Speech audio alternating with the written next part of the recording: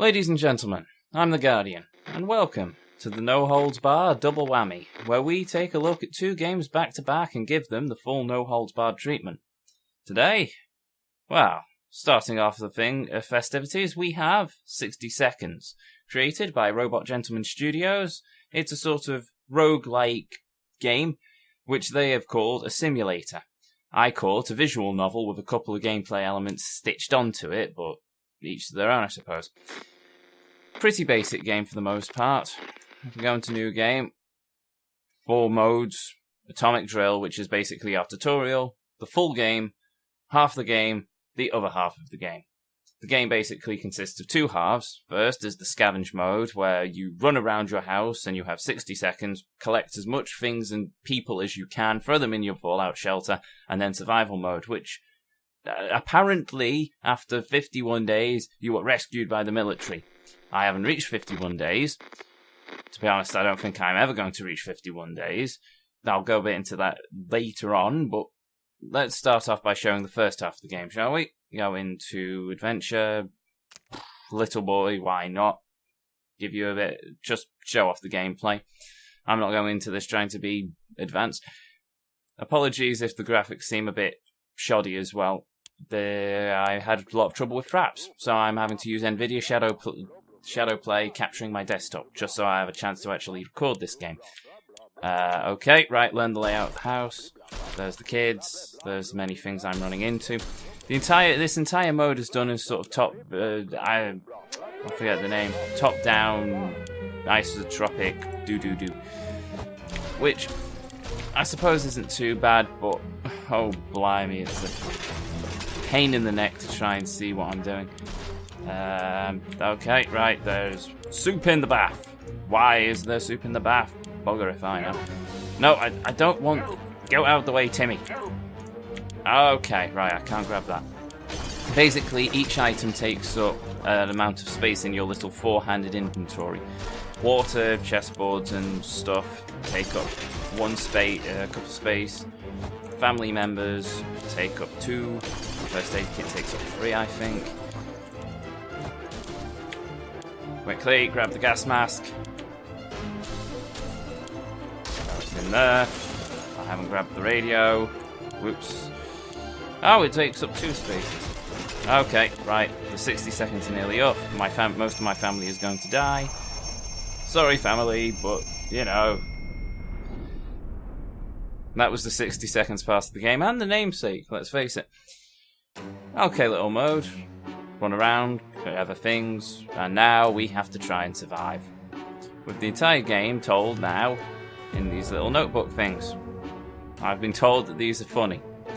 I have yet to find one that's particularly funny. To be honest, it's mostly dark. I suppose it's a black humour, but either way, it basically devolves now into a choose-your-own adventure. You decide the fate of your family members, and we have to ration out food and water. So we shall have some soup, and we shall not have water. And there is a picture of a car. Oh well. Didn't get radio. Got a map though, which I suppose is going to be useful somewhere along the lines.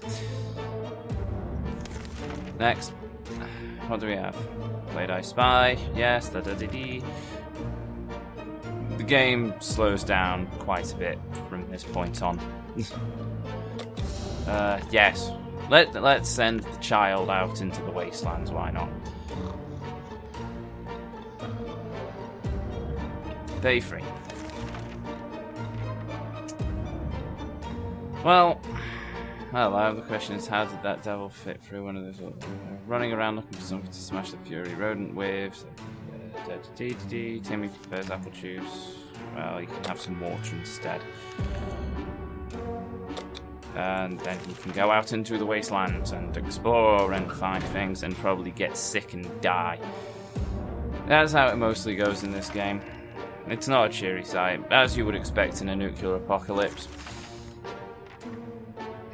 This bit's really what sort of kills the game for me. I like my visual novels, but it just slows to a crawl, really. The story is not as deep as I suppose it should be. I suppose it gets deeper further on, and like I said, it's a choose your own adventure sort of thing, so... Oh god. No, I can't say this game's particularly for me. What about the other aspects? Artwork looks fine, quite well drawn. No voice acting to be said. The music's just a few second loop, which, let's face it, adds to the whole monotony of living in a fallout shelter for the rest of eternity. That's about as much as we can say. The gameplay consists of running around your house with a iffy camera collecting things and sitting around and reading passages of a journal as everybody goes slowly insane, mostly the player. Now, going off the Steam reviews for this game, a lot of people have cited it as being brilliant and amazing, and, well, I'm just not seeing it. Not much going on with Ted now. Okay, that's fine. Well, we can just... Oh, look, what is it? Yes, here we go. Here's another aspect of the gameplay. Occasionally you get something that happens, you have to grab something to hold on to. Well, the gas mask's gone with the kid. The radio we didn't find, nor did we find the flashlight. So, leave it as that. Day 6. Is it really 6 days already? Where's the water? Ted needs it. Well, here you go, Ted. Have a glass of water. Oh, look, we might be safe inside this problem considering none of us can sleep properly. Well, let's use the first aid kit for something then. Not sure how they plan to fix the lights with the first aid kit. I'm quite curious about that. Let's see. Oh, they seem to be flickering more.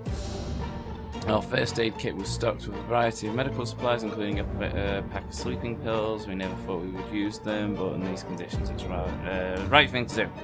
Also, it was a nice change from our usual diet of tomato soup. We're all rested now and we can enjoy our time in the shelter. Or can we?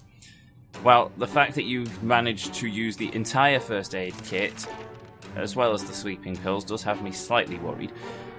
What's up with Ted? Ted is fine. Oh, good for Ted. Bully for Ted. Oh, no. The trash is becoming full of empty soup cans, bucket overflowing. Both of them are attracting strangely glowing, suspicious big insects. Wildlife. Well, we'll give you the poison then, and this is bound to go bad, isn't it? Come on. Well, he's not injured or dying, so I can only assume the bug spray did something. Dodge a bullet there. Bullet was huge, furry, had 8 legs, and had a growing head.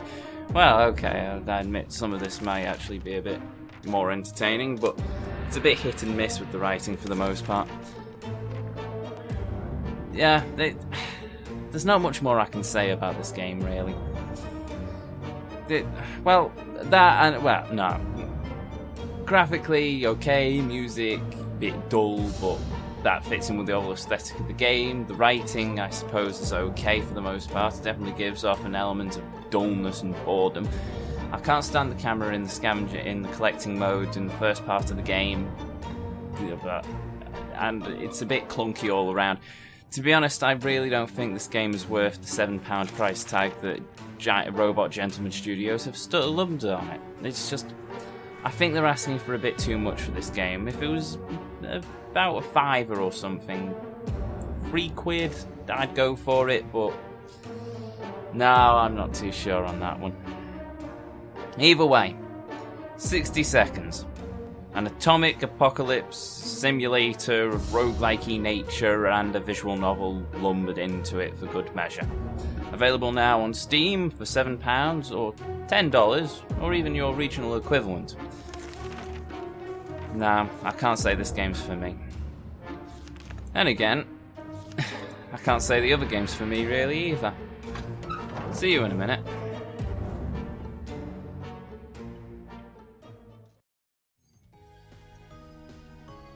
And welcome back, ladies and gentlemen. This time we're looking at Sakura Clicker. Created by Winged Cloud, it's the latest installment of the Sakura visual novel series.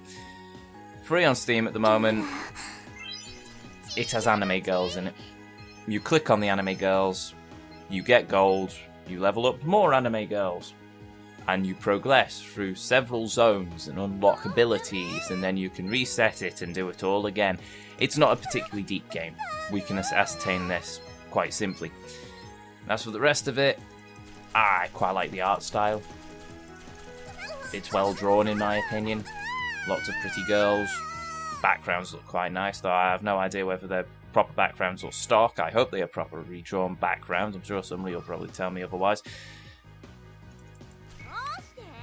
But there's not much more I can say really about this game. This is why I sort of came up with the idea of the double whammy in the first place. On the upside, I'm finding it a damn sight more entertaining than I did 60 seconds. There's a bit more going on. Not much going on, and basically you only need one button to control the entire game, apart from the times like now where the game is literally just playing itself. I can level up my fellow characters though, increase my party members' skills, so they can fight more higher leveled enemies, and I won't have to do anything either. I must admit this is the first clicker I've ever played, and it is quite a bizarre one. I have no idea what people see the appeal in these games. I have no idea why I see an appeal in this game. Logically, I should hate everything about this game. I just sit here and I click a single button. I guess the simplicity of it all is quite nice. But as far as I can tell, there's no end game. You keep going and as high as you want, and then you can use, what is it? It's this one, Rebirth, to reset the game progress while being rewarded X number of spirits. The further you get, the more spirits you get, and then you can use them in this screen to upgrade, get certain bonuses. For instance, I have rank 1 on critical damage and rank 1 on gold gain, so I get more gold per enemy. I can't say slain. As far as I know, the story of the game is that you capture these girls, sort of like Pokemon, and add them to your fantasy harem. Or maybe that was a Steam review I read, I don't know. Either way, customization. You can change your character to look different and have long hair or cat ears. And twin tails, which I have not got because I have not bought the DLC. It's a free-to-game play game, as you can probably tell. Don't have to pay anything for it, but if you want some of the nice pretty stuff, then you have to buy the DLC. I'm not buying any DLC for this game, I cannot be bothered. Oh, hello, you can get different sort of the faces. Oh, she's got a little fang. And her eyes are... Now, you see... I sort of get what they mean by that. Wait, what? Oh, you are kidding. Okay, right, let's just go with... Yeah, okay, we'll go with... Yeah, that's creepy. We'll go with the energetic one, shall we? Clothes, can change her body colour if you wish. Different variations of colour on her adventurer's outfit. Schoolgirl, bikinis. That's a peasant's outfit. Really? Yeah, okay, right. Maid dress. Matiko, Machacho, I don't know who they are. Yeah.